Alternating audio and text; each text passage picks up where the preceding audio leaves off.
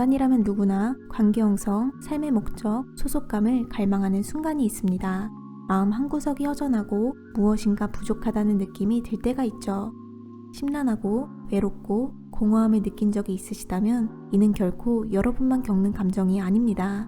정서적 결핍은 관계 형성, 인정, 소속감과 같은 정서적 욕구가 충족되지 않을 때 발생할 수 있으며 이는 종종 과거의 경험이나 외로움과 관련이 있죠. 신체적 결핍, 허기는 음식을 먹으면 해결되지만 정서적 결핍은 주변 사람, 성취, 기분 좋아지게 만드는 음식, 심지어 해가 되는 관계와 같은 외부적인 것들로 채우려 해도 쉽게 충족되지 않으며 오히려 더 큰 정서적 공허함을 초래할 수 있습니다. 그래서 본 영상에서는 정서적 결핍을 극복하는 방법에 대해 다뤄보려고 합니다. 나의 정서적 결핍 이해하기.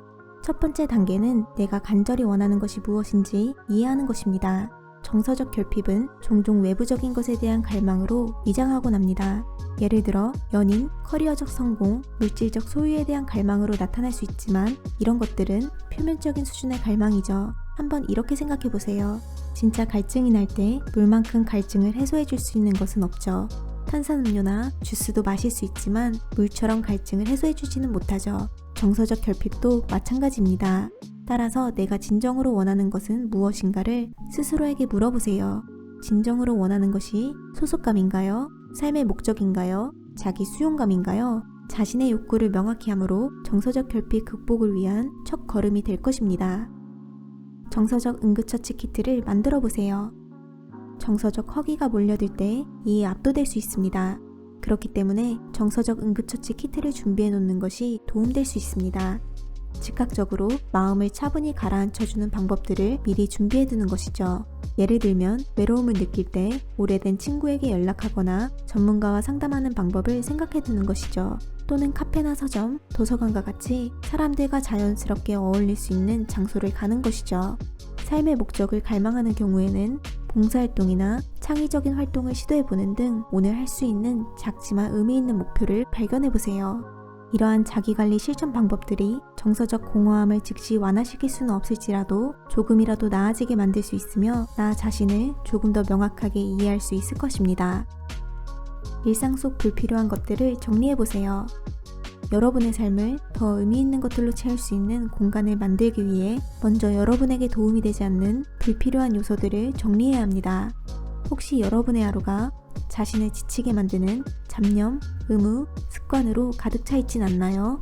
정서적 결핍은 종종 너무 바빠서 정말 중요한 것들을 우선시하지 못할 때 영향을 미치기 시작합니다. 사소한 시간이라도 의미 있는 활동을 위해 정리를 시작해보세요. 무의미하게 핸드폰을 스크롤링하는 것을 산책으로 바꿔보세요. 1시간의 TV 시청 시간을 친구와 대화하는 시간이나 기쁨을 주는 취미에 몰두하는 시간으로 바꿔보세요. 하루에 단 10분이라도 내 마음을 충족시켜줄 수 있는 활동에 사용하는 것이 변화를 가져다 줄 것입니다.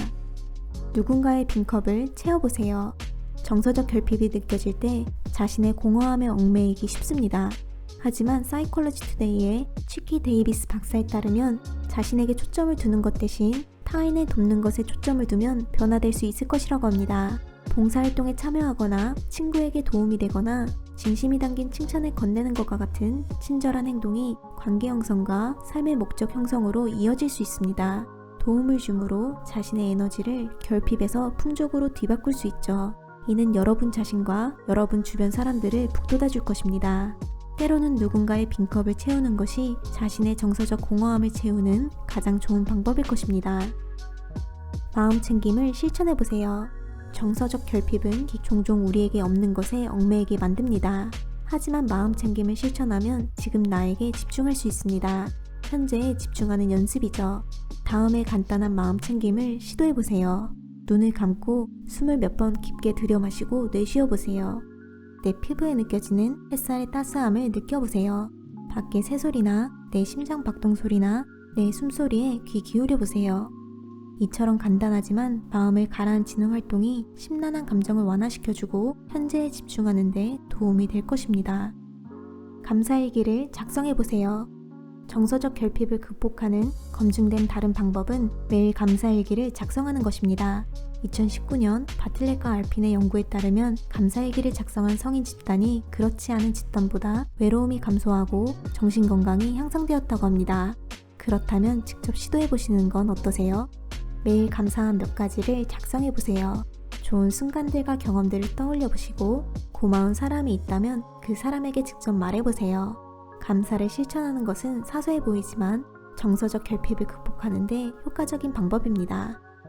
기존 관계를 더 견고히 해보세요. 때로는 여러분이 갈망하는 관계 형성이 생각보다 가까운 곳에 있을 수 있습니다. 친구나 가족이 여러분에게 힘이 되어주고 싶어도 그들은 여러분의 마음을 읽을 수 없습니다. 그러니 용기를 내어 여러분의 마음을 표현해보세요. 예를 들어, 요즘 조금 외롭네, 조만간 한번 만날까? 라고 간단히 말해보는 것이죠. 여러분의 생각보다 따뜻한 상대방의 반응에 놀랄 수도 있습니다. 하지만 관계는 쌍방향이라는 것을 잊지 마시기 바랍니다. 누군가에게 귀 기울여주거나 친절한 태도를 보이는 것도 정서적 결핍에 도움이 될 수 있습니다. 정서적 결핍은 싸워야 할 대상이 아닙니다. 정서적 결핍은 귀 기울여야 할 신호이며 여러분에게 무엇이 가장 중요한지 여러분의 마음이 알려주는 것이죠. 이런 감정을 느낀다고 해서 잘못된 것이 아니며 여러분 혼자 이를 극복할 필요는 없습니다. 여러분은 정서적 결핍을 어떻게 극복하고 계시나요? 비슷한 경험을 하고 계실 다른 분들을 위해 여러분에게 도움이 되었던 건강한 방법이나 경험들을 아래 댓글에 공유해 보시기 바랍니다. 본 영상이 유용했다면 본 영상이 도움이 될 다른 분들에게도 공유해 보시기 바라며 오늘도 시청해 주셔서 감사합니다. 다음 영상에서 뵙겠습니다.